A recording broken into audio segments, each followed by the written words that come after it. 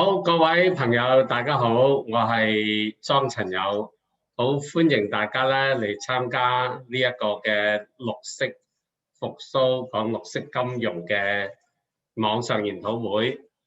我介紹下自己，我係低碳想創坊嘅聯合創辦人同埋而家嘅 CEO。咁低碳想創坊咧就係一個環保組織。我哋成立咧嘅目的就係為咗推動香港嘅人咧係關心氣候變化，亦都咧希望用各種嘅創新嘅手段咧，去令香港咧係能夠係達至到巴黎協議所定嘅呢個減碳嘅目標。咁大家應該都喺新聞上面聽到咧係。今日嘅呢個 policy address， 等一陣啊，我哋有啲故障，因為我個電話點解會響？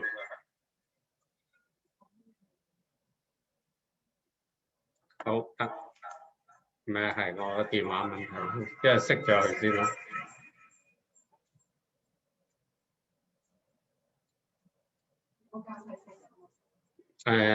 得啦 ，off 咗，係咪冇咗啦？因為你攞個電筒插咗去。好，唔好意思啊，我哋有少少故障。好，今日咧呢個林鄭月娥咧就喺施政報告裏邊咧，亦都提及香港咧就係採納咗日前咧係可持續發展委員會所建議嘅2050年作為碳中和嘅目標。咁透過達至呢個目標嘅話咧，綠色金融會係一個其中一個嘅手段。咁我哋歡迎呢個嘅目標，但係我哋亦都同時間咧呼籲政府咧係要訂立一個清晰嘅藍圖同埋呢個清楚嘅呢個里程碑。好啦，咁今日咧我哋有兩位嘅講者嚟到同我哋分享，究竟綠色金融係點樣可以幫助推動呢個減碳嘅工作啦。同時間我哋亦都回應咧今日嘅疫情係咪？而家我哋已經去到第4波啦。咁喺疫情過後，始終有一日會過去㗎。咁過去嘅時候，我哋係返去一個咩形式嘅生活咧？我哋可能係咪 business as usual 返去報復式咁消費，定係我哋有個新嘅發展藍圖，令我哋咧有一個可持續發展嘅世界咧？咁等一陣我哋聽下兩位講者嘅分享。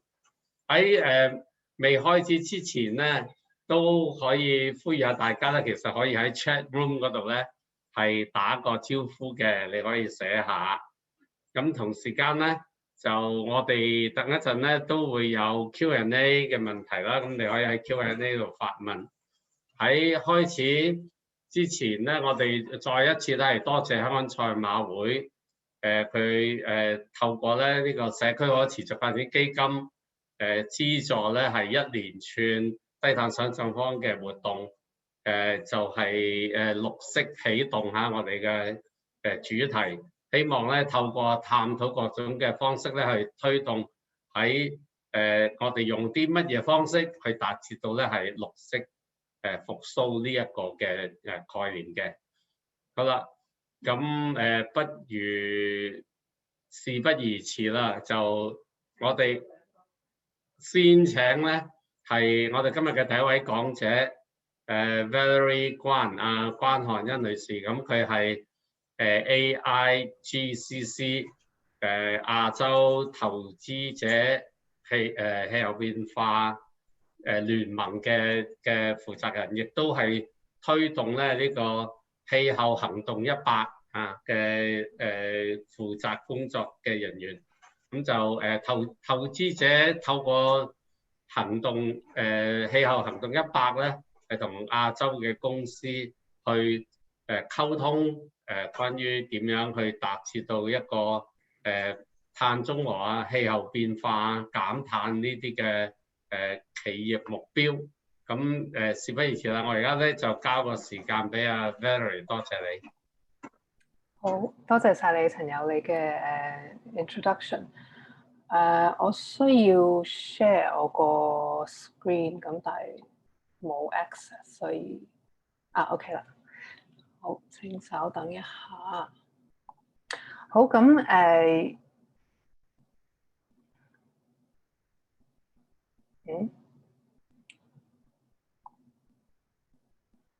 OK， 而家大家應該見到我個 screen 係咪？OK， 好，唔該晒。OK， 咁再次多謝即係 Carbon Care Asia 俾我嘅邀請俾我有機會去同大家去做少少分享啦。咁我首先簡單介紹一下我哋嘅組織，然之後咧就會再講一下頭先陳友都有提到 Climate Action， 即係Climate Action 100+ 就係氣候行動100+ 呢一個倡議，究竟係做啲乜嘢嘅咧？同埋我哋嗰個即係我哋組織其實喺當中擔當嘅角色係啲乜嘢咧？咁樣，咁就然後亦都會貼合翻今日嘅主題啦，講少少關於即係 corporate engagement 啊，同埋有關於呢個綠色復甦嘅綠色經濟復甦，即係投資者嗰個睇法大概係點？咁首先都可能預先講一個唔好意思先，因為我好少用廣東話去做呢一方面嘅 presentation，咁所以有時如果有啲中英夾雜就好抱歉，我盡量會即係唔好有呢個情況出現。咁係啦，咁我就首先介紹一下AIGCC，即係我哋個組織嗰個情況係點樣先。OK， 咁AIGCC 其實就係我哋係代表投資者，但我哋本身並唔係一個投資機構。咁變相咧，其實我哋就係都係行一個會員制咁樣嘅情況啦。咁就係英文就係 Asia Investor Group on Climate Change。咁所以我哋其實主要嘅investor members 咧都係以亞洲嘅投資者為主嘅。咁當然啦，由喺氣候變化呢個議題當中咧，咁亦都有好多喺歐洲啊、美國啊，或者係我哋嘅parent company 澳洲嘅投資者咧，喺我哋整個組織嘅 development 嘅過程當中咧，都擔當好重要嘅角色嘅。咁AIGCC 喺比較起我哋其他嘅即係唔同 region， 即係頭先講及到歐洲、美洲等等澳洲嘅一啲 network， 即係我哋相比起嗰個年，即係我哋成立嘅年紀咧，係相對係少啲嘅。咁所以咧，我哋都係即係喺一個急速咁樣去發展緊嘅一個階段嚟嘅。咁我哋嗰個組織嘅成立嘅主要嘅目標咧，就係希望可以透過我哋 create 出嚟嘅平台咧，就係使到亞洲嘅一啲投資者，包括係即係機構性嘅投資者為主啦，包括係一啲 pension funds 啊，或者係一啲 asset managers 啊等等，佢哋可以即係用我哋 AIGCC 呢個平台咧去探討多啲關於氣候變化所帶嚟嘅一啲風險啊，同埋機遇啊，同埋點樣可以令到佢哋嘅投資咧可以 pivot 去到更加低碳嘅情況咁樣嘅。咁我哋係由2016年嘅時候再重新有個 relaunch 啦。咁呢幾年短呢4年間咧，其實就我哋嘅 membership 嘅增長都幾 significant 嘅。咁好主要並唔係話因為我哋發放好多人力物力去招攬多啲嘅會員，主要嘅原因係因為真係近年係見到無論係綠色投資啊，或者係氣候變化相關帶嚟嘅一啲風險啊等等嘅議題，呢啲係真係受到投資者關注嘅。咁佢哋需要一個平台去更加了解呢一啲議題，咁所以咧就AIGCC 就啱啱好就係成為一個咁嘅平台，可以俾佢哋去即係互相有一個knowledge transfer 嘅機會啦。咁我哋暫時而家嘅總管理資產嘅總值咧就係有多於10個 trillion 嘅 USD 啦。咁全球整體嚟講，講緊環球經濟嚟講係通常講緊大概90個 trillion 再多啲咁樣。咁咁AIGCC 喺呢一個 region，我哋最主要即係喺呢個行內，大家認知我哋嘅地方係啲乜嘢咧？咁就係我哋會每年都舉辦一啲同主要係以退休基金為主嘅一啲C-suite level 嘅 roundtable discussion 啦。咁喺呢啲圓桌會議嘅情況底下咧，我哋就係因為我哋想運用呢一個平台去使到退休基金嘅一啲主管，佢哋可以更加深入了解到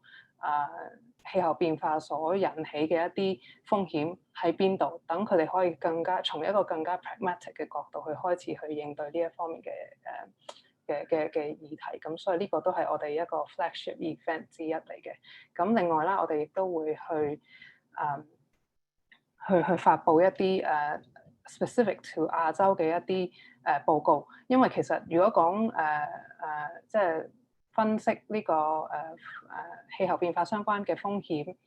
無論係 sector level 嘅 report 或者係一啲整體講 portfolio management 嘅 report 咧，喺可能歐洲嘅情況會見到有好多嘅。咁但係當我哋將呢一啲報告直接分享俾我哋亞洲嘅投資者嘅時候，係見到有一個 disconnect。嗰個所謂嘅 disconnect 在於咧，就係佢唔夠貼近亞洲嘅市場，咁所以我哋嘅 role 亦都係將呢一樣嘢，即係將呢一個討論帶到去亞洲，令到佢有即係令到我哋呢一個 region 有更加多一啲 relevant to 我哋亞洲唔同嘅 market 嘅一啲嘅報告咁樣樣咯。咁我或者盡快就去到下一頁啦，咁就係講緊 AIGCC 嘅一啲collaborations。咁點解需要講到呢一樣嘢咧？就係因為即係跟住落嚟，我會花幾多時間去講。你會見到而家呢個 chart 右上角 climate action 呢一個倡議嘅一啲內容嘅。咁首先要了解咗究竟 AIGCC 喺呢一個倡議入邊個 role 係乜嘢，同埋我哋除咗 climate action 100+ 以外，我哋仲有其他啲乜嘢嘅international projects，咁先至可以大概了解到我哋整體嗰個positioning 係啲乜嘢。咁喺呢一個即係你呢個係即係可以當係一個關係圖咁樣嘅情況啦，去睇咧就可以見到左邊咧就係Global Investor Coalition 啦。咁呢個其實就係 AIGCC 代表住亞洲嘅投資者，聯同其他region 嘅同我哋相類近 positioning 嘅一啲 networks， 代表住美國、澳洲、歐洲等等幾個主要嘅地方咧，就我哋 form together 就係一個 coalition， 一個聯盟，係關注氣候變化相關議題嘅一個投資者組織嘅聯盟。咁我哋統稱就係 Global Investor Coalition，GIC 即係嗰個 acronym 啦。咁然後 GIC 係即係 across 唔同嘅 region， 我哋會同其他嘅一啲組織咧，去喺無論係 policy 層面，以至到 company engagement 層面，都會有一個結合去執行呢一啲 international project 嘅 investor agenda 咧。大家見到個圖嘅中間嗰度即係中上嗰度咧，就係一個 focus 喺政策推動層面，即係氣候變化相關嘅政策嘅推動嘅層面嘅一個 initiative 嚟嘅。咁你會見到除咗 GIC 之外啦，仲有PRI 就係責任原則Principles for Responsible Investment 責任投資原則同埋 UNEP-FI 就係 United Nations Environment Programme Finance Initiative。咁同埋 CDP 咁樣。咁我哋就會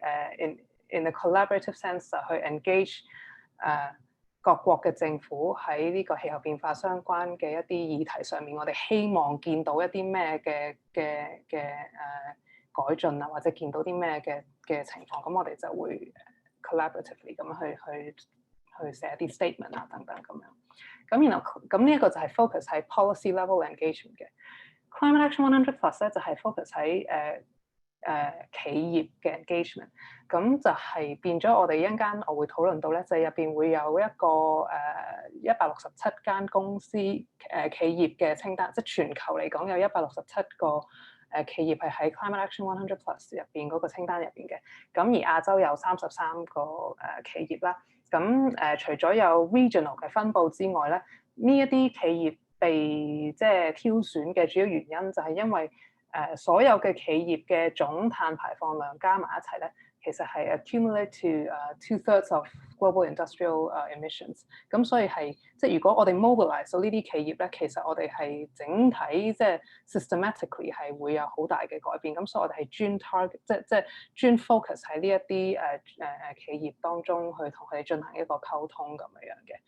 咁下一頁咁before 我去再深入去講一啲 examples 之前啦，我都想喺即係大環境入邊講多一個 message。咁就係呢個 message 咧就會喺我哋 AIGCC 嘅 report 嗰度見到嘅。咁我會 focus 喺中間呢一本 Asian Pension Fund report 入邊嘅一啲 chart 去做一個分享。咁我就唔逐個講啦，我哋都定期係發布好多唔同嘅報告，大家有興趣可以自己去睇下。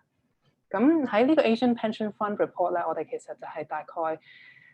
上年3月嘅時候去發布嘅一份報告嘅。咁我點解特登拎我呢2頁咧都會有啲 chart 想特登拎呢啲 chart 出嚟俾大家睇咧，就係呢一個 chart 好有趣，大家 focus 喺紅色嗰啲 bars 咧就係代表住亞洲嘅。咁我哋呢一份報告咧就係聯同China Water Risk同埋 Manulife Investment Management 一齊去 co-author 嘅一個報告嚟嘅。咁最主要嘅目的就係即係個對象啦，主要就係一啲亞洲嘅退休基金嘅主管咁樣，咁就係主要分析個情況係點樣啊，即係想同佢哋分享翻physical risk 對於即係呢個報告其實佢嗰個 subtitle 就係 What are the imminent threats to asset owners' portfolios on 即係 climate and water risk。咁主要係講翻氣候變化同埋即係氣候變化同埋氣候變化相關嘅一啲 physical risk 點樣會影響到退休基金嘅一啲 portfolio 咧咁樣。咁呢一個 chart 入邊咧。左手邊個3 set 咧就係講 policy risk 嘅，右邊個3 set 就係講 technology opportunities 嘅。咁你會見到，即係大家如果係熟悉 climate， 即係大家有即係去follow， 譬如UNFCCC 嘅一啲報告啊等等，都會知道我哋分好幾個 scenario 啦。咁而家通常咧即係 latest 嘅，通常而家我哋都係 aim for 一個1.5 degree 嘅 scenario。去進發，咁呢即係左邊個3 set 同右邊個3 set，佢哋其實 essentially 係2大 set 嘅indicators， 個分別就係在於係喺一個1.5 degree world 定係2 degree 定係3 degree 嘅 world 去睇嗰個情況咁解嘅啫。咁大體你見到個趨勢一樣嘅，咁你會見到其實即係最有趣嘅地方就係 OK， 我哋而家 aim for 一個1.5 degree 嘅 world 咁嘅情況去睇啦。咁你會見到policy risk 嘅層面咧。亞洲即係喺一個1.5 degree world 入邊，亞洲會受到嘅 policy risk 嘅影響係相對最大嘅。無論係幾多 degree 嘅 world， 我哋嘅影響都係會最大㗎啦。咁而 technology opportunities 係好明顯地係即係 glaringly 即係 obvious， 你係唔會 miss 嘅，就係原來我哋嘅喺亞洲地區嘅 technology opportunities 咧。相比起其他 region 係多好多，咁變相即係話我哋其實而家講緊要低碳投資啊，或者去投資 renewables 啊，或者講即係唔一定係 renewable 嘅 technology 啊，but it forms a large part of it。即係一啲同 climate related 嘅 technology opportunities， 其實係亞洲嘅機遇係好多，係即係 it makes financial sense for us to。即係有呢一個，即係需要我即係從一個即係一個務實嘅角度嚟講，即係如果同投資者講，從一個好務實嘅角度嚟講咧，係絕對有好大嘅機遇喺入邊嘅。咁下一個 chart 咧就係一個即係 base case 同埋 extreme case 嘅base case 同埋 aggressive case 嘅 assumption 去睇亞洲同埋唔同嘅地區佢哋即係。climate change 所帶嚟嘅影響，將會受到嘅唔同嘅 extreme weather event 嘅 financial impact 相對會幾多咧？咁 again 紅色係代表住亞洲啦，咁你會見到亞洲咧係 again 係我哋係 susceptible to 幾 significant 嘅 extreme weather event 嘅 cost 㗎。咁最左邊個 set bar 啦，又係即係呢條其實係2個圖我。有少少搭埋咗少少嚟睇，咁但係最左邊就係 total 啦。咁但係譬如你會見到一啲分佈，譬如我哋睇即係睇 aggressive assumption 嗰個 chart 就比較易睇到啦。咁 North America 譬如睇 heat 咁樣先算啦。咁North America 同 Asia 其實都相比起嚟係會受到好大嘅 financial loss 嘅，即係 in the aggressive assumption case。咁所以頭先個頁就講咗 opportunities 啊，而家講埋即係 cost and risks 嘅話，其實亦都係 makes a lot of sense for us to 即係需要去正視其實氣候變化呢個議題咧係從咩角度去睇，我哋都係需要去正視一個議題咯。咁呢一啲數據其實就係真係會影響到一啲投資者啊，去做一個即係投資方面嘅決定，因為呢啲係一啲即係直接會影響到佢哋嘅業務嘅一啲嘢嚟嘅。咁啱啱講到呢兩 set data 咧，都係嚟自 Carbon Delta 嘅一啲數據，咁大家有興趣都可以自己去睇下嘅。咁時間開始唔係好多啦，咁我可能會加快少少。去到呢一頁咧，其實我主要想帶出咧就係講緊喺回應翻今日嘅主題咧，即係綠色經濟復甦呢一方面咧。咁其實咧，我哋投資者即係我哋嘅 members， 我哋嘅投資者咧，喺今年年中嘅時候就係正當即係呢個 pandemic unfortunately 都仲係非常之嚴重嘅時候咧，我哋就發出咗一啲即係一個叫做公開嘅 statement 嘅。咁當中咧主要就係正視翻，即係理解到經濟復甦呢一樣嘢係一定會發生㗎啦。咁但係我哋如何可以即係 influence 或者向全球嘅政府去表達自己嘅 expectation， 就係喺呢個復甦嘅過程，希望係一個 green 嘅 recovery， 而唔係一個 back to business as usual 嘅一個 recovery 咧。咁喺再之後嗰頁，我會有啲即係有啲 color coding 嘅嘢可以俾大家睇下 ，which is 我覺得幾有趣嘅。咁但係喺嗰個 statement 入邊咧，我 focus 喺 investor agenda， 因為呢一個係AIGCC 有直接 involve 嘅其中一個 statement。喺呢個 investor agenda statement 入邊咧，我哋最主要提及幾點就係，首先喺個 recovery 嘅過程，我哋要 prioritize human relief 同埋 job creation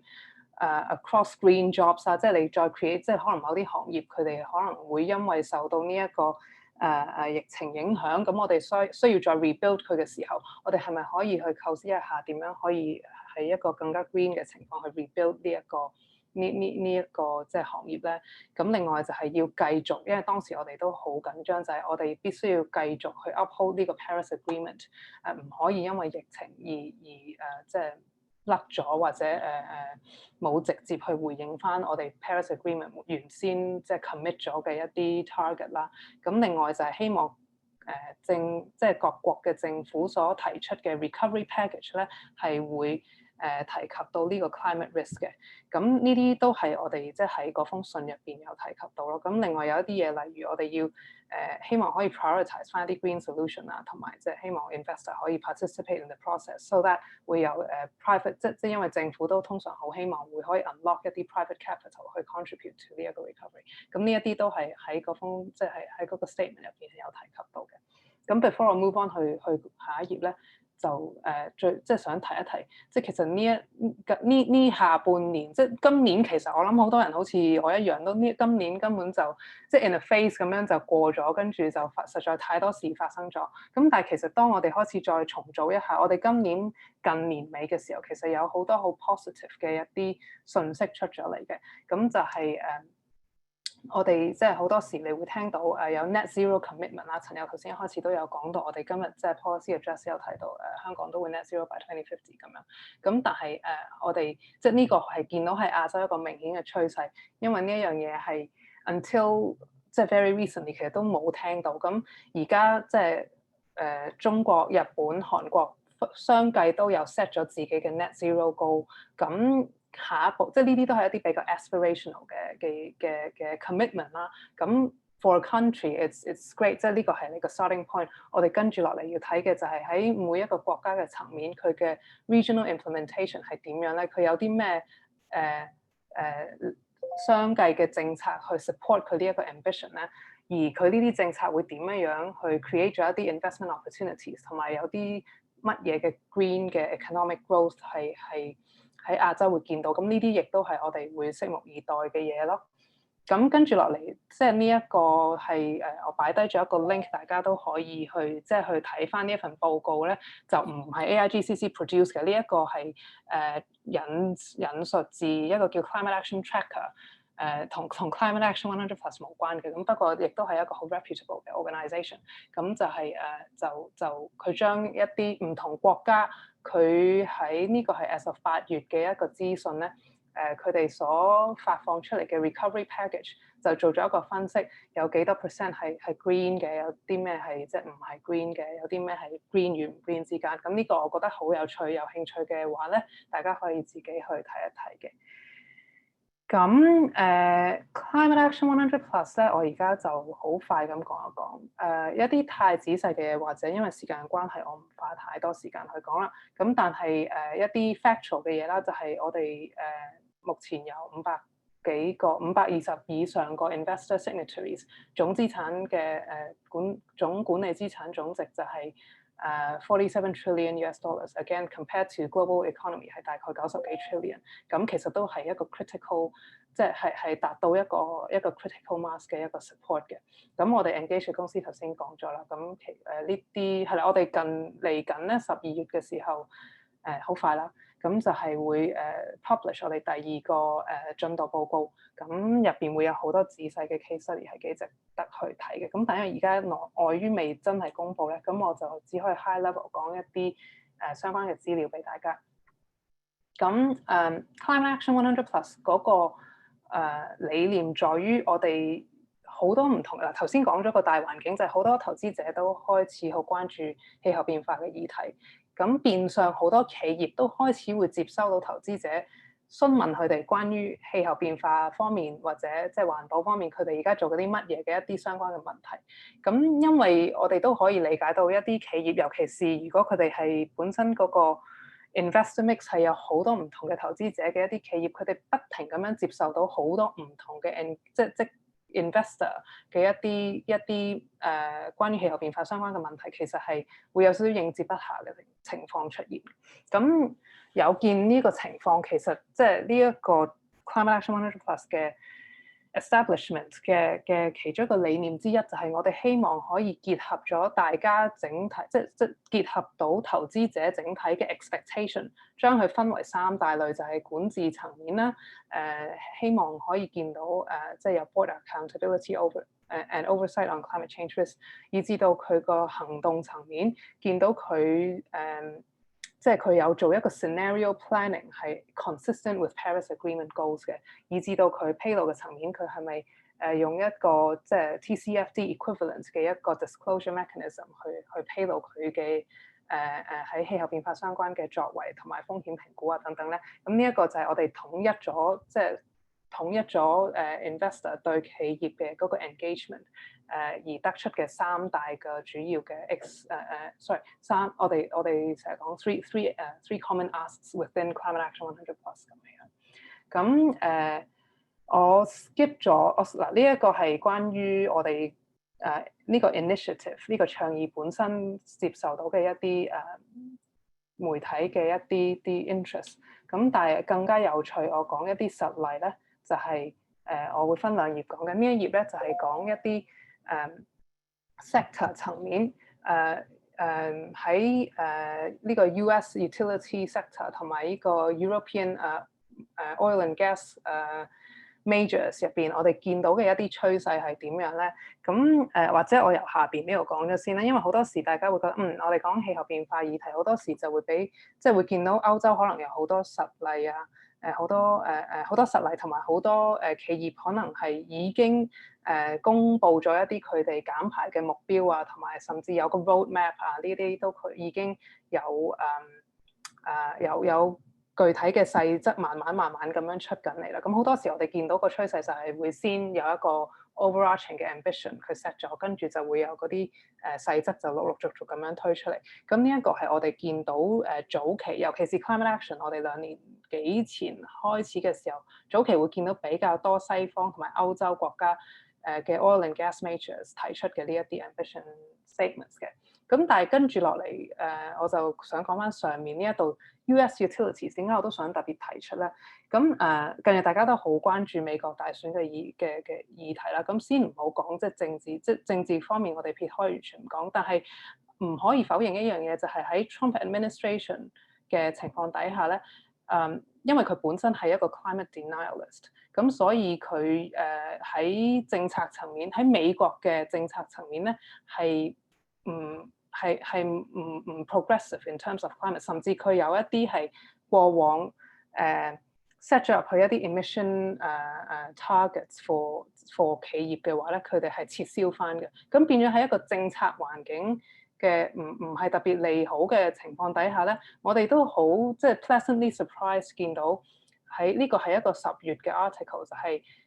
原來近年嚟咧喺US utility companies 基本上絕大部分咧都已經 set 咗 net zero targets。咁當然啦，大家可以去即係跟進呢究竟呢個 net zero target 佢短中即係佢長遠嘅 target set 咗，佢短中即係中間嗰啲細則係點樣咧？咁呢個係都仲要睇嘅。呢個我覺得我哋大家需要去關注嘅一樣嘢。咁但係見到就係原來喺某啲地方咧係會見到係冇政策嘅驅動之下咧。utility companies at the end of the day 佢都係即係 focus on 有啲咩 economic benefit 啊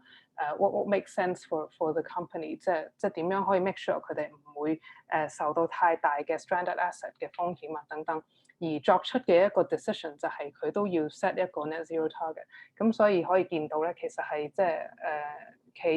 喺呢一個行業嚟講係幾正視咯。咁好啦，我 promise 咗一定會講翻一啲亞洲嘅實例，咁所以而家我就去講啦。咁亞洲咧，其實就喺呢一年 again 又係有好多嘅即係好多 activity， 呢個亦都係即係我哋係好樂於見到嘅。咁喺左上角咧，我好快咁樣 go through 呢啲公司，即係呢啲全部都係 set 咗一啲net zero commitments 嘅。或者即係相類近嘅一啲 announcements 嘅企業，咁最左手邊就見到鴻海啦。咁鴻海呢個 case 其實好值得去講嘅，因為咧佢即係佢其實直接 reference 埋你見到嘅話咧，或者去佢自己嘅 press release，你會見到佢係鴻海嘅Climate Action 100+ Net Zero Goal and Commitment to 唔好意思，我俾我嗰個 article 遮住咗，咁但係個 commitment 係 by 2050net zero by 2050咁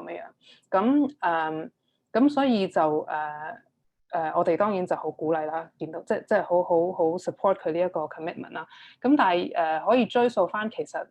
呢一個 commitment 係11月頭嘅時候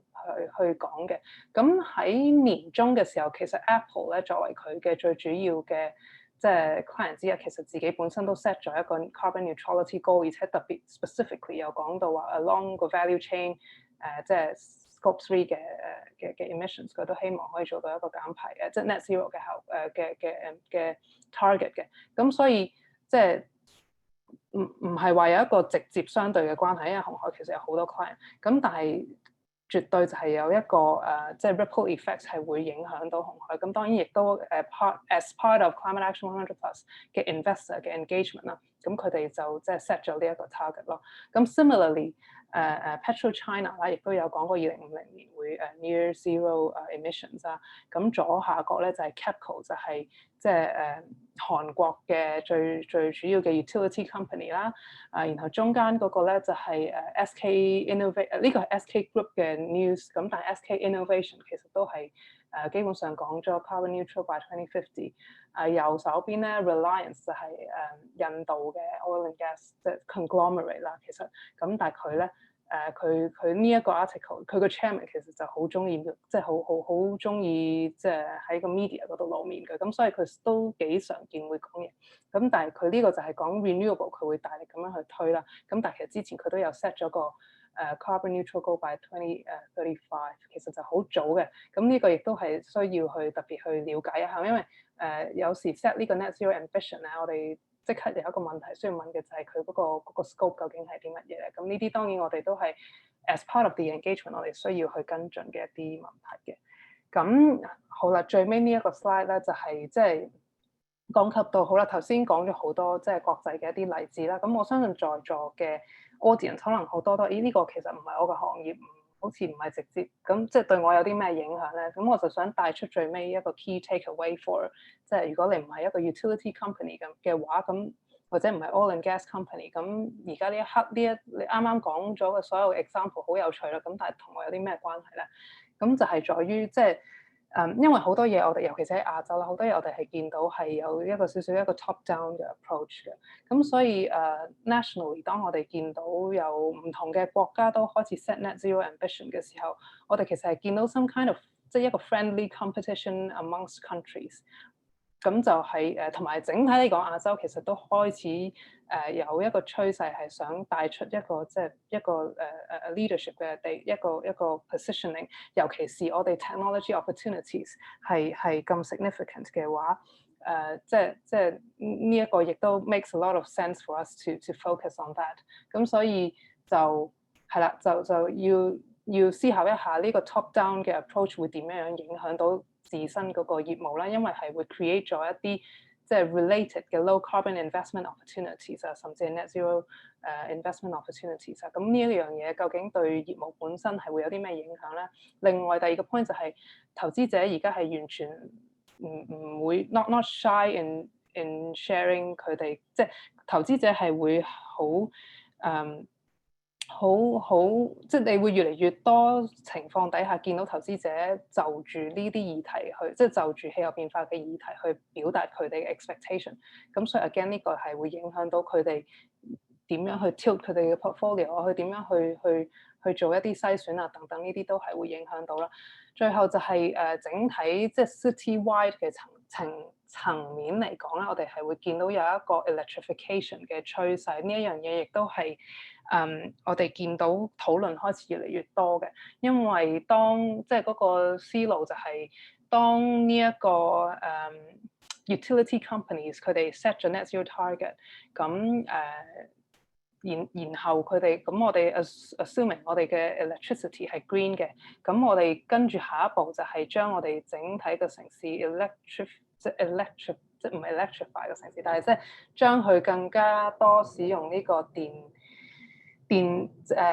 能化嘅一個情況咧，咁就種種嘅呢啲相關嘅 technology 其實都會影響到我哋嘅即係我哋點樣去操作我哋嘅 business 啊。咁呢一樣嘢大家都係要注意嘅。咁最後就係如果有廠房嘅一啲企業，咁當然呢個應該即係大家比我更加清楚啦，就係即係一啲 water stress related 嘅 risk 啊，其他嘅 coastal region 嘅一啲嘅 physical risk 啊，同埋相應嘅一啲 adaptation 需要有嘅一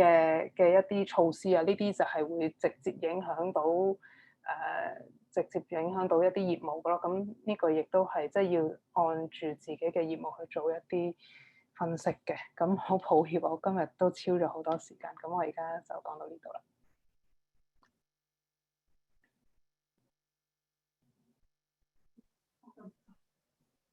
好，咁咪得啦，好，多謝 Valerie，咁好好啊，尤其是最尾用一啲實例去講咗俾大家聽，一啲公司佢哋嗰個 commitment 啊，即係紅海會 carbon neutral 啊，亦都有Apple 我哋知道啦，全世界啊，咁咧就好多電腦公司開始亦都即係 tech company 亦都走呢條線啦。係啦，你提過 utilities，咁香港咧有個上網電價嘅計劃，即係2年前開始。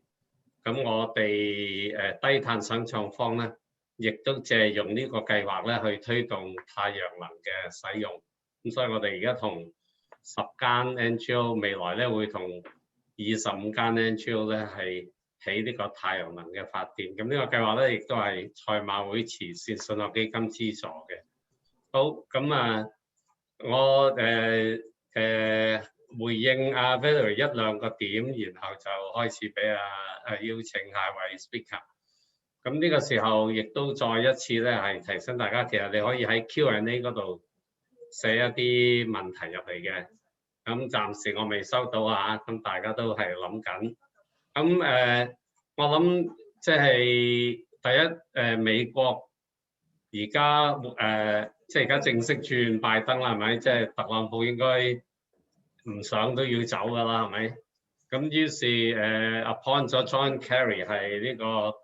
climate change 嘅 representative。咁我哋好期待就美國加入翻呢個嘅巴黎協議啊。咁所以即係氣候變化咧係有咗一個好嘅推動嘅。咁我諗呢樣嘢係好重要嘅信息。咁阿 Valerie 話俾我哋聽，好多嘅 investors 而家都唔會 shy from asking questions，making requests， 即係你哋對氣候變化有啲乜嘢嘅影響啊？提供到嘅風險，提高咗嘅點樣 avoid 個風險啊？點樣提供嗰個成果？咁呢個就係好重要嘅。咁不如咧嗱，我都開始收到一啲問題啦。不如我就請阿星就係講一講佢嘅分享，即係蘭星咧就係我哋低碳亞洲嘅副總管啦。咁佢咧就係綠色金融嘅專家嚟嘅。咁我不如就唔多介紹啦，就直接邀請阿星咧，就同大家分享。好，阿星，唔該。好啊，多謝莊生介紹。大家好，我叫蘭星啦。咁今日都好高興有呢個機會可以代表 CCA 嚟做呢一個分享。咁呢度都好簡單介紹下 CCA。低碳亞洲。咁其實我哋係一間12年前就係香港成立嘅顧問公司嚟嘅。咁從成立之初，我哋就開始係幫商界或者係唔同嘅機構，咁中間都有賽馬會啦。做一啲係碳排放嘅管理啊，都係嗰陣時都係 N4 係氣候變化嘅一啲路線圖啊，包括依家嘅上市公司嘅可持續發展報告路線圖同埋綠色金融呢方面，咁我哋都係提供一啲嘅顧問服務嘅。咁今日都係我被邀請係嚟分享一啲我哋作為一間顧問公司嘅一啲觀察啦。咁其實啱啱 Valerie 都講得好好，都俾到好多就係好正面嘅一啲投資者比較 high level 嘅一啲 pledge 同埋一啲數字，大家都聽到都係好一個好 significant 嘅，之後會有 contribution 嘅一個地方。咁我呢邊嘅話就 step by 少少，可能就係同大家分享一啲自己對於可持續發展金融或者綠色金融嘅一啲趨勢嘅一啲嘅分享啦。今日咁呢張圖係from WWF 嘅一份報告嘅，咁我就覺得係做得好清晰啦。因為到依家為止咧，我哋成日會聽到綠色金融、可持續發展金融，咁但係都有一啲比較close 嘅朋友會問我，咁其實係咩啊？咁係咪係同之前嘅金融有啲咩唔同啊？咁我諗呢張圖就好直接嘅，就解釋咗中間嘅一啲工具或者係一啲主要嘅一啲 player 嘅一啲角色嘅轉變啦，或者係 transition 啦。咁其實我嘅理解就係可持續發展金融佢都係金融系統嚟嘅。咁呢度嘅話，其實係中間有一啲比較獨特或者係我哋係推廣可持續發展金融入邊係需要留意嘅嘢嘅。咁以債券呢個工具嚟講啦，咁大家聽綠色債券，包括香港政府都發咗綠色債券，咁都講得好多啦。咁佢同本身其他債券有咩唔同咧？咁其實係金融嘅理解世界入邊，咁都係一樣嘅，都係一個債務關係。不過咧，就係其實如果係加咗標籤話係一個綠色債券嘅話，咁所有呢個債券融資翻嚟嘅錢嘅話，就需要用於綠色嘅項目。咁所以需要做嘅額外嘅嘢就係要呢個issuer 呢個發行人佢需要證明自己呢個項目嘅綠色嘅成分。包括係可以產生嘅正面影響，咁呢個中間就引申咗係依家都多咗一啲專業嘅機構開始提供一啲叫外部評審嘅一個服務，或者係咁樣一個 action。咁呢個中間都係希望專業嘅服務可以提升翻成個綠色債券係發行嘅過程當中，對於監管機構要包括對於投資者嘅話，可以提升一個可信度啦。咁呢個我哋嘅理解係一個市場開始發展嘅時候，咁有咁樣一個專業嘅 endorsement 都係需要嘅。咁另外下面再有一個工具就係越嚟越多嘅講基金啦，咁可能有好多朋友都會關注嘅，咁就係依家講多咗，可能以一啲環境或者係可持續發展為主題嘅一啲基金。咁中間嘅話，其實如果 name 自己係一個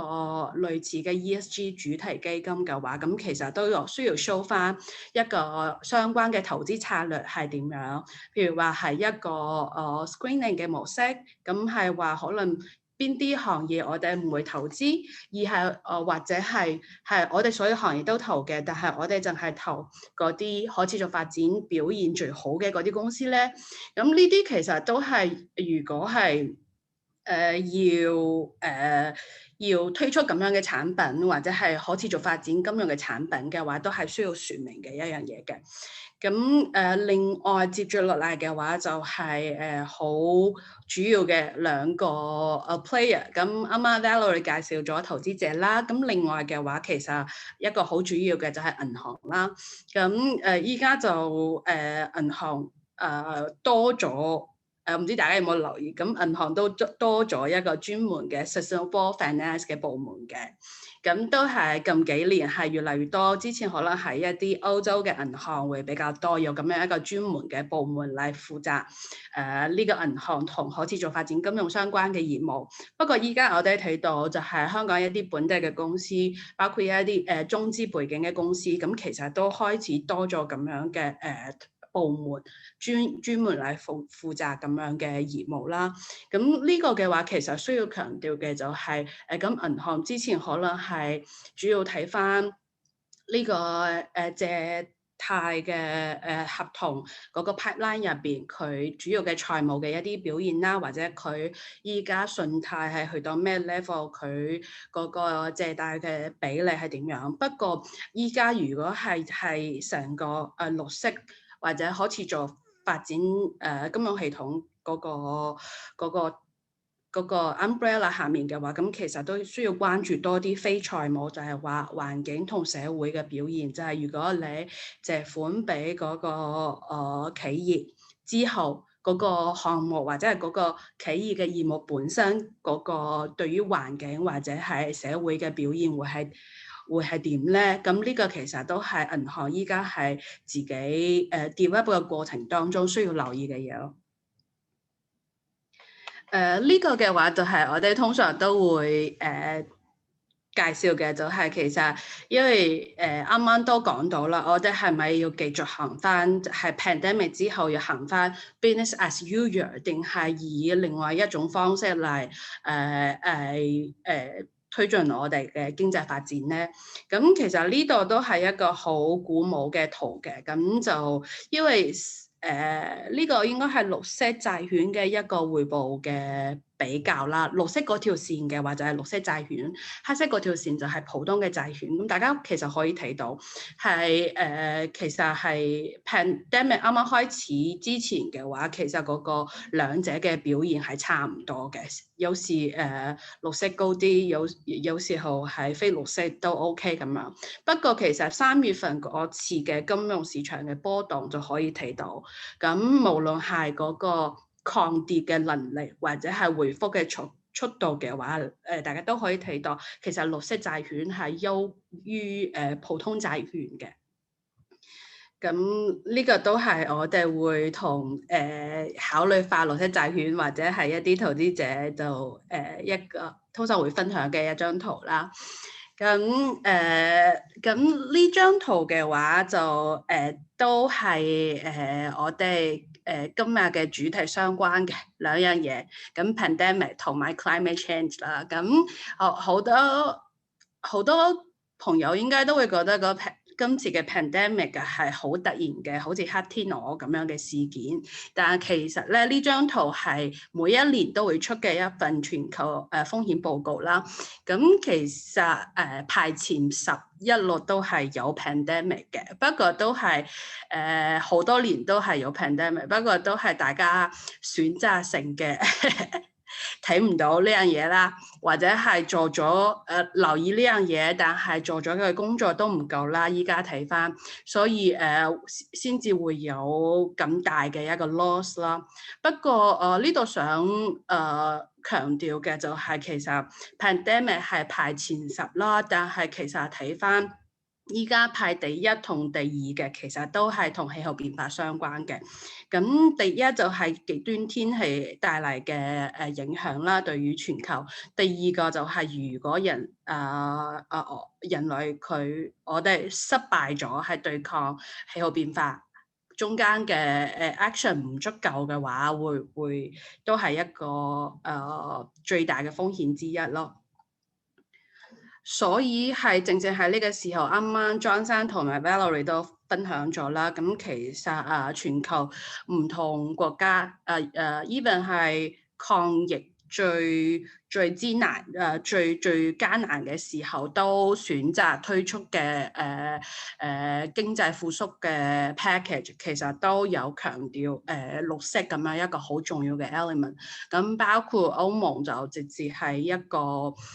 1.1萬億歐羅嘅咁樣一個7年嘅一個計劃啦，嚟推動呢樣嘢。咁包括啱啱要提到亞洲地區，好似中國、南韓同埋日本，紛紛都已經 commit 咗或者 pledge 有咁樣一個碳中和嘅一個pathway 啦。咁呢啲都係好正面嘅，咁都睇到大家都係要睇到。唔可以用之前嘅方式嚟發展我哋嘅經濟啦。咁因為其實呢件事正正係我哋對於風險嘅一個review 同埋一個管理啦，就係 foresee 我哋之後要點樣發展。呢張圖嘅話，咁就係其實都相關嘅，就係成個 pandemic 嘅過程當中，大家都會覺得好似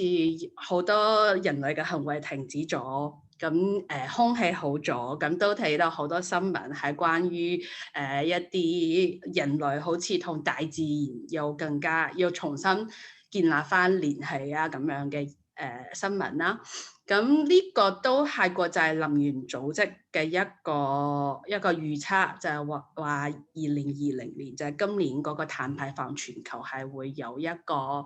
下降嘅咁樣一個趨勢啦。咁呢個其實係預見到嘅，但係呢度想強調嘅就係我睇到過一個唔係太好嘅比喻，但係都其實係類似於碳排放嘅。咁就係話今次碳排放嘅減少嘅話，其實就有少少好似一個中意食煙嘅朋友，咁咧佢就停咗1個月唔食煙，咁之後又食翻，咁你覺得佢嘅身體係咪都可以恢復到之前嘅狀況咧？咁一定唔會嘅，如果佢唔改變呢個習慣嘅話。咁下面呢張圖嘅話，咁其實就係依家就睇翻嘅係中國嘅碳排放係今年嘅一個變化嘅趨勢嘅，因為大家都知道其實係中國內地係比較快嘅控制住呢一個 pandemic， 所以經濟嘅活動都恢復得比較快啲嘅，所以你可以睇到係經過2-3月份嘅一個1-2-3月份嘅一個 drop 之後嘅話，其實依家有恢復翻嘅。咁都其實都可以睇到中間係好多工作需要繼續做嘅，不過就睇到係依家係最高層有咁樣一個碳中和嘅 pledge， 就希望之後係各個行業喺呢方面都可以做多啲工作啦。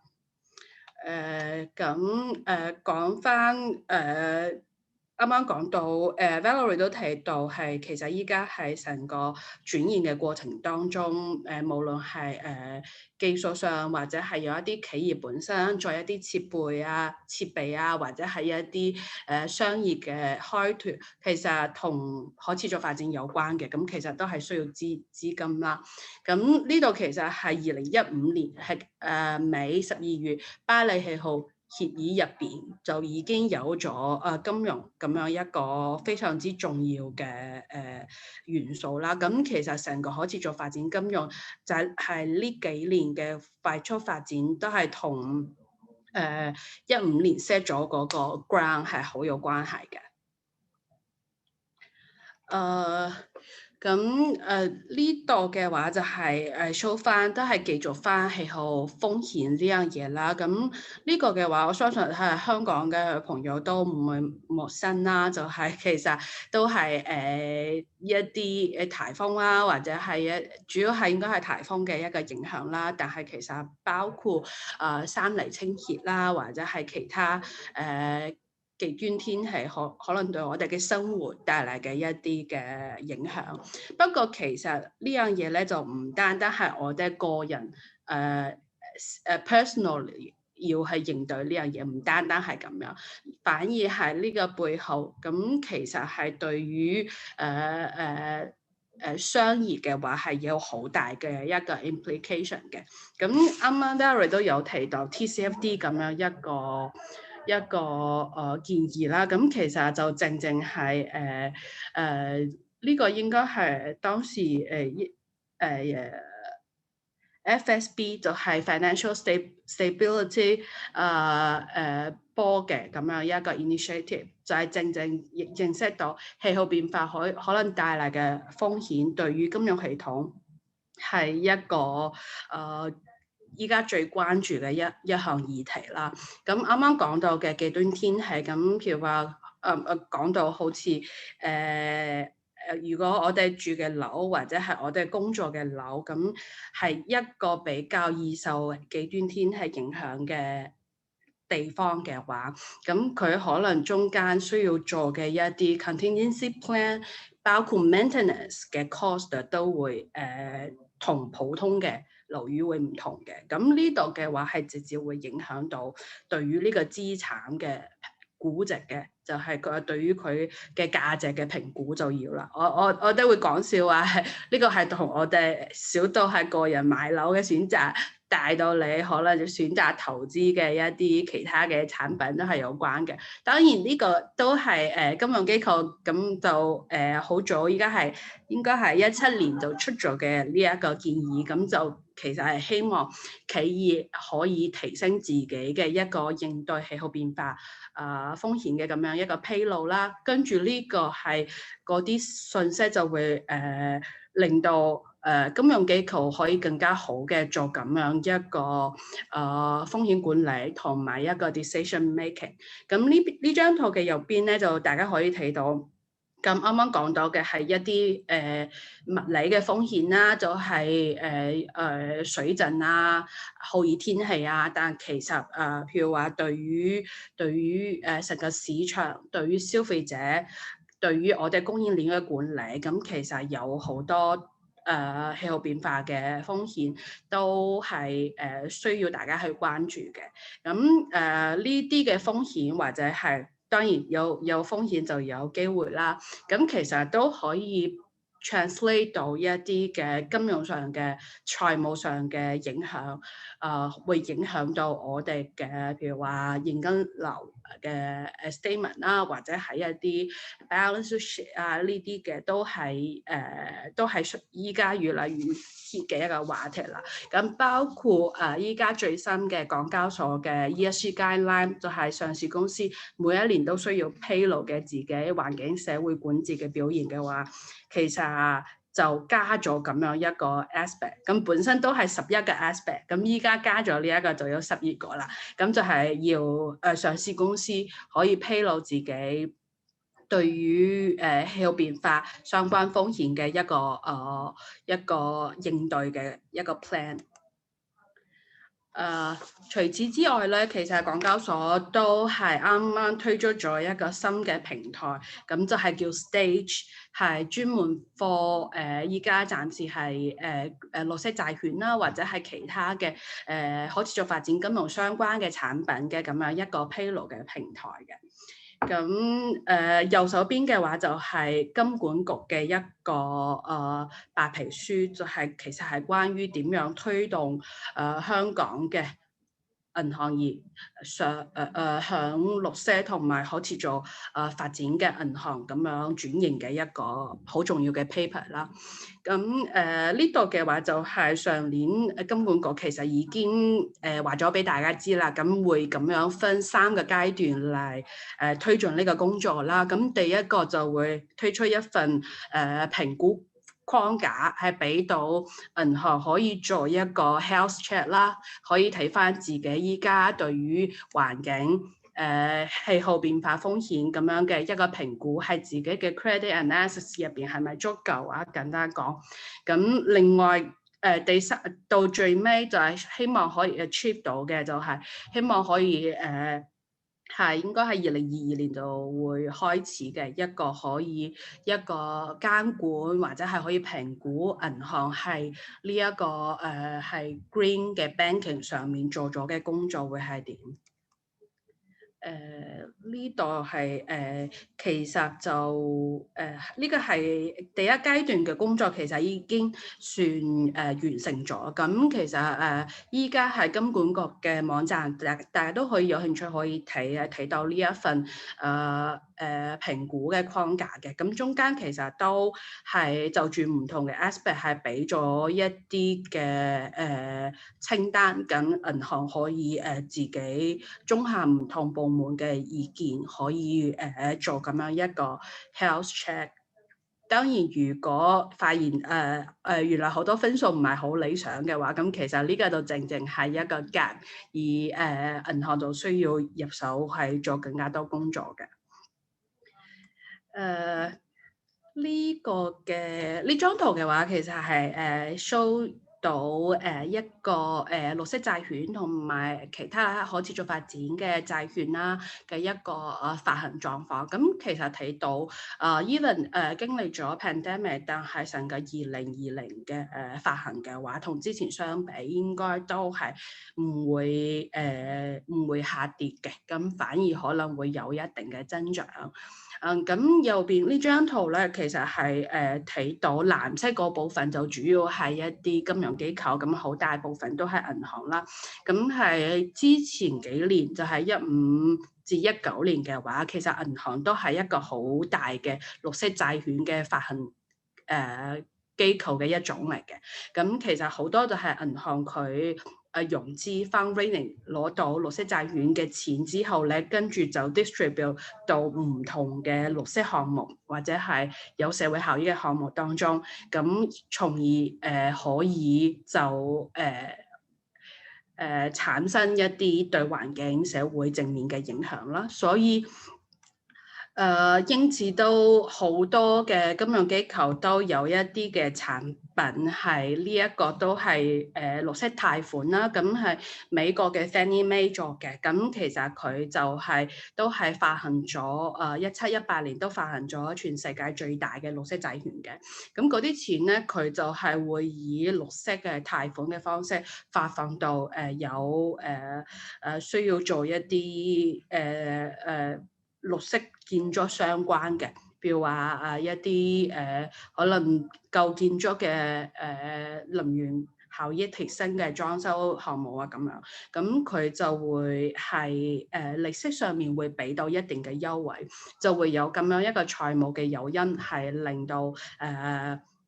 更加多嘅人或者係企業啦，可以支持咁樣嘅一個轉型咯。綠色建築。當然綠色債券綠色貸款嘅話，就係銀行發放嘅綠色貸款嘅話，就有好多同綠色債券相似嘅，咁都可以去到一啲可再生能源啦，或者係一啲嘅交通啊、低碳嘅交通啊咁樣嘅一啲嘅項目上面，不過可能嗰個規模會細啲。咁呢個都係我哋之前幫一間新加坡嘅一個可再生能源嘅服務提供商，佢哋都係喺今年用咗佢就係同一間新加坡嘅銀行做咗咁樣一個綠色嘅債券。咁其實佢哋都唔係好大嘅一間公司嚟嘅，不過就係因為依家成個東南亞就係可再生能源嘅推廣上面，特別係新加坡政府都做咗好多嘅工作，提供咗好多嘅incentive， 所以佢哋依家嗰個項目嘅 pipeline 都好長，所以佢都係有嗰啲項目作為 underline 嚟做呢一個交易。咁另外想同大家分享嘅一個工具就係都係銀行依家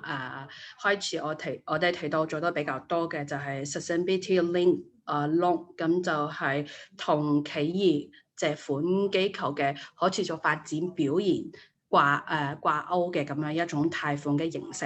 咁呢個嘅話就呢一個 case 係 CapitaLand 係新加坡做嘅一個案例啦。咁就係3億新幣波子嘅咁樣一個交易。咁佢比較特別嘅地方就係佢哋同DBS 星展銀行嘅嗰個 deal 就係呢個係一個5年嘅貸款嚟嘅。咁中間如果佢哋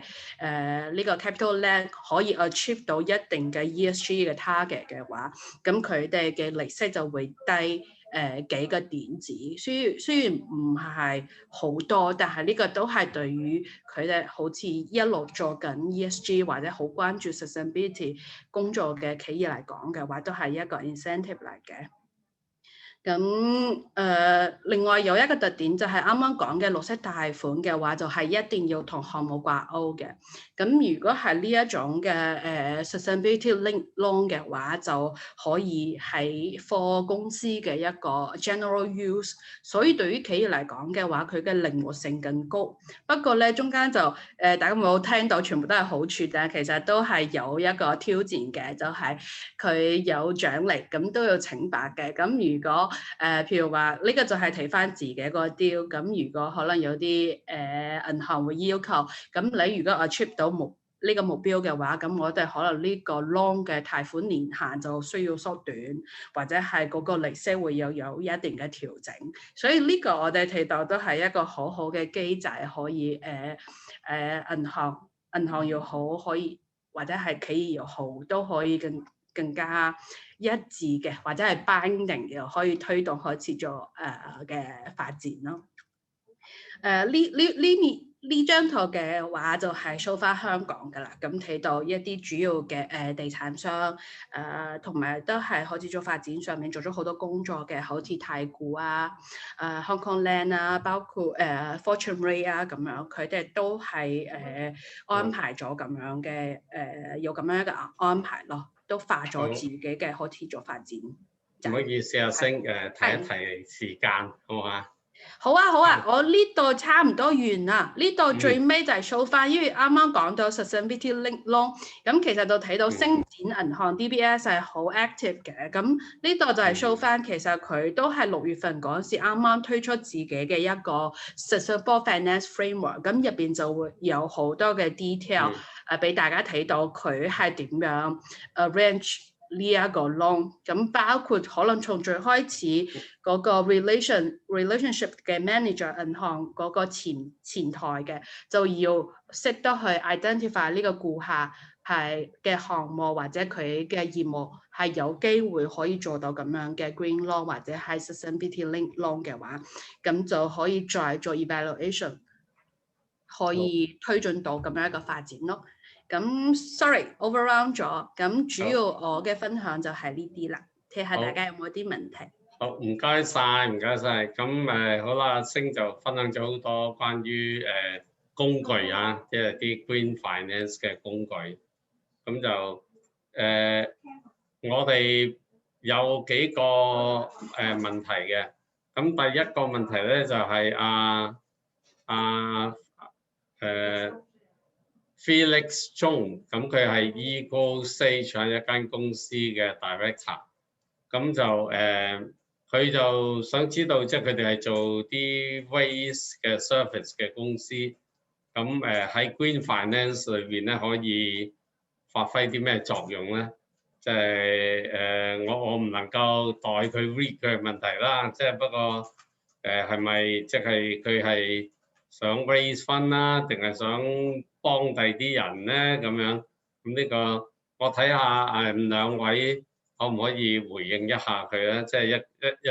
一啲 solution base 嘅 company，咁喺 Green Finance 上面咧，你會覺得佢哋有咩 role 咧咁樣？好，阿 Valerie 你有咩回應啊？係thank you。我唔 sure 我係咪 in the right position 去答呢個問題。不過我就嘗試，因為始終我哋即係主要係同投資者去即係溝通比較多。咁佢嗰個問題，我相信係 focus 喺佢即係佢嘅業務點樣可以促進到 Green Finance 方面，即係佢可以 play 一個點樣嘅 role。咁嗱，好老實講，即係e-waste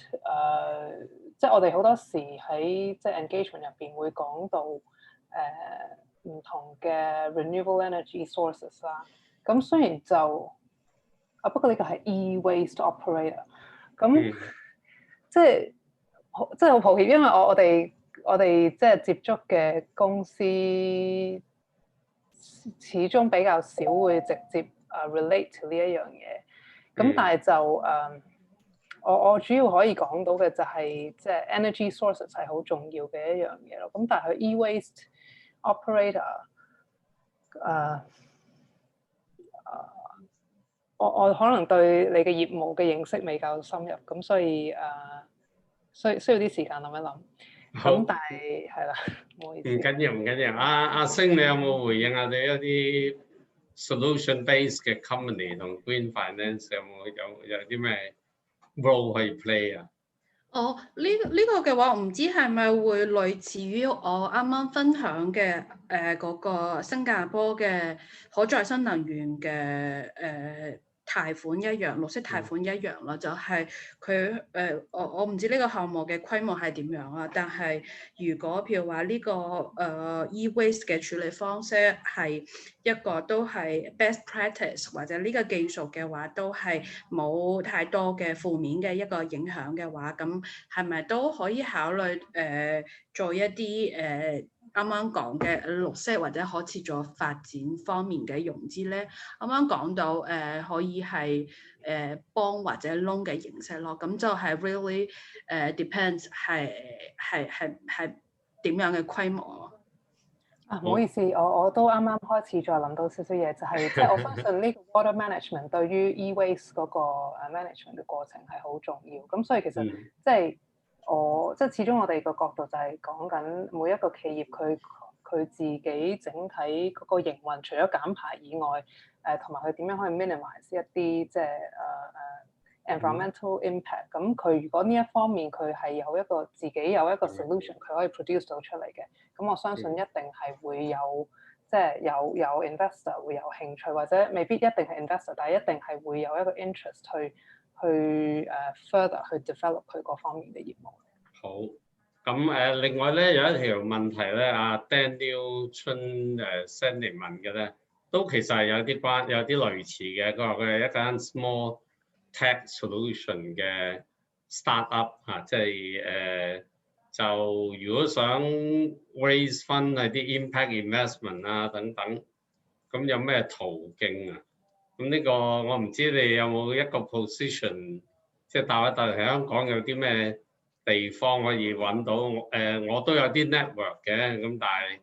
係啦，咁睇下你哋有咩回應。如果一啲公司想 look for investment，而家佢哋係阿星，你會唔會有啲咩資料啊？equity 嘅投資啊，我呢度冇睇到係點樣嘅。係。我望下問題，唔好意思啊。佢講咗呢度講咗佢嘅一個 size 就係10 mil 到20 mil 嘅美金嘅。咁如果係呢個嘅話，通常都係以啱啱講可能係 loan 嘅形式會好啲咯。呢個 size 係。Valerie，我知你唔係投資嘅一個，即係你而家去做都解釋咗啦。但係你哋會唔會有個 role 係，即係你會唔會有啲資料可以幫啲小型嘅 startup 咧，去知道邊度揾到嗰個投資方啊，或者係 impact investment fund 啊等等？因為我哋嘅 members 始終係 public markets 為主嘅，咁當然亦都會有啲係有 private markets 嘅，咁但係始終到佢哋內部嗰個政策，我哋就好少會去即係去有任何嘅討論。咁不過即係有一樣嘢，即係我純粹從一個即係趨勢嘅分析去分享啦，就係即係會見到好多時我哋啲投資者佢哋即係而家唔缺嘅係 capital， 但係缺嘅反而係即係佢哋即係好多時聽到咁嗰個 feedback 就係缺嘅係一個 sizable 嘅 investment。咁所以呢個係有個 gap 嘅，我承認。咁所以其實即係再下一步點樣可以 size up 到本身係一個 small startup company 咧？咁當然呢個係green 與係唔係 green 都好啦，都係一個過程嚟嘅。咁所以我哋都即係作為投資者嗰個方面，我都聽到好多信息，就係希望會見到好多 scalable 嘅 investments。OK， 我等一陣我翻嚟，佢哋有啲回應嘅。不過我諗咁啦，嗱，今日咧我哋唔係主要講impact investment，咁但係呢個係重要嘅題目嚟嘅。咁我有一啲嘅 source 嘅，我哋都有人想方，可能日後會開一個環節嘅，或者我 PM 同啲朋友聯絡啦嚇，即係如果佢哋有興趣揾嘅，咁我咁上下都會收到一啲咁樣嘅要求嘅，即係做啲 matching 啊等等 referral 嗰啲，又可以好樂意嘅。咁有第三條問題咧，就問關於而家即係港交所咧要求嗰個 ESG report， 亦都係即係要求即係對氣候變化等等嘅問題有反應啦，有呢個關注啦咁樣，咁就有 KPI 話好 technical， 我問到KPI 第8.1、8.2，我唔知阿星熟唔熟啊？就係投放環保、綠色啊等等，咁就我諗睇下你有冇啲咩 comment 啦，因為即係其實呢啲係咪？即係呢個 ESG 係咪啲投資者都會睇嘅一啲嘅報告啊？各位 instrument 阿 Valerie 會啊，即係其實 ESG report 我哋都見到港交所而家有一個即係 specific requirement on climate change 啦，咁呢一個係新加嘅一個項目。咁我哋亦都見到其實即係因為我哋比較睇泛亞洲比較多，咁就係陸陸續續其實唔同嘅即係 stock exchange 佢哋都好正視氣候變化個風險嗰個議題，咁所以有一啲寫法佢其實就基本上都係直接 refer 咗去TCFD 嗰個 requirement， 咁但係有時礙於即係一啲 stock exchange 佢唔可以directly 咁樣 refer to TCFD， 咁佢哋就冇直接將佢放咗去，但係你見個 structure 基本上都係 TCFD 佢嗰4個 pillars， 咁所以呢一樣嘢亦都係即係投資者即係好關注嘅一個風險披露嘅一個模式之一咯。係咁confirm 咗聯交所呢一個新嘅要求咧，對投資者係有幫助嘅。阿星，你有冇補充啊？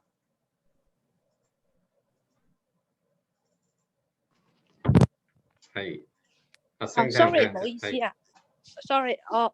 聽唔聽到啊？請問？係聽到，而家聽到。係啊，我啱啱有啲 technical 嘅問題，咁我繼續翻嗰個朋友嘅問題啦，就係佢話係咪嗰個港交所 guideline 就係 A4 同埋 A8嗰個分別係嘛？8.1嗰個佢主要想 reconfirm 下嗰個而家嗰個要求係咪同埋社區投資都係一樣咁重要咁咧？其實我哋嘅理解有少少唔同嘅，咁A4 嗰 part 咧嗰個氣候變化嗰個部分咧，其實係講緊其實公司嘅業務或者係成間公司嘅營運會受到氣候變化嘅影響嘅，從而產生嘅風險同機會。咁公司包括董事會係點樣oversight， 管理層係點樣應對，乃至就係唔同嘅部門嘅 role 係點樣？係啊，但係呢個就係一個內部嘅，但係B8就係社區投資嘅話，更加多係從一個社會責任係嚟睇嘅，係啊。好，因為我哋時間有限啊，其實咧就低碳亞洲咧就係一間主要嘅 ESG 嘅 provider 嘅。如果朋友有興趣咧，之後同我哋聯絡，咁我幫你即係 refer 翻嚟俾低碳亞洲咁樣啦。咁阿 Felix 咧有個 comeback 嘅，咁佢就話會唔會佢做 e-waste 啊嗰啲咧，可以幫一啲公司 fulfill 一啲 green 佢 set green finance 就係即係 investment 嘅一啲嘅 requirement， 即係投資者會唔會有呢方面嘅對佢投資方嘅對佢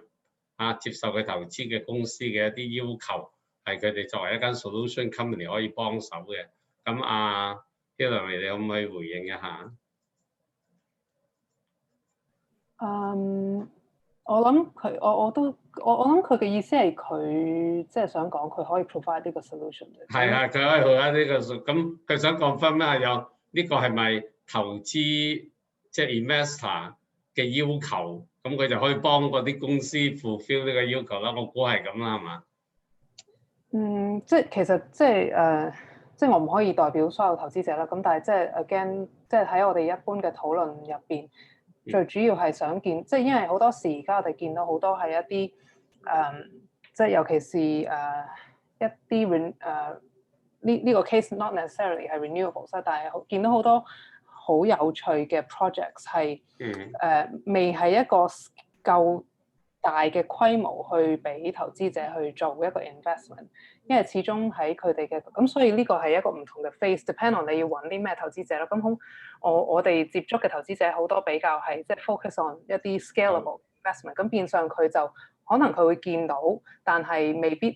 即時可以回應到，因為呢個即係佢其他 parameters 已經篩選走咗呢一個 investment 嘅 potential 啦。咁但係一定會有一啲即係investors 係 earlier stage investors， 佢哋係會見到呢個 potential。不過其實Felix 相信咧，好多就算唔係講投資，就算係嗰個 supply chain management 咧，都會有要求呢方面嘅 e-waste。咁今日開展咗好多新嘅題目，咁我希望以後咧，我哋有機會嘅話，會 run 第啲 webinar 去 cover。咁我哋時間都過咗好多啦，我就好多謝 Valerie， 我應承咗放你走啦，因為佢有第二啲嘢做。咁同埋阿星咁我喺呢度咧代表低碳上進坊咧，再一次多謝你哋，同埋多謝今日晏晝用時間嚟參加嘅，希望我哋咧能夠渡過瘟疫，有一個 green recovery。多謝大家，祝大家身體健康。好，多謝晒。多謝。Thank you，拜拜。拜。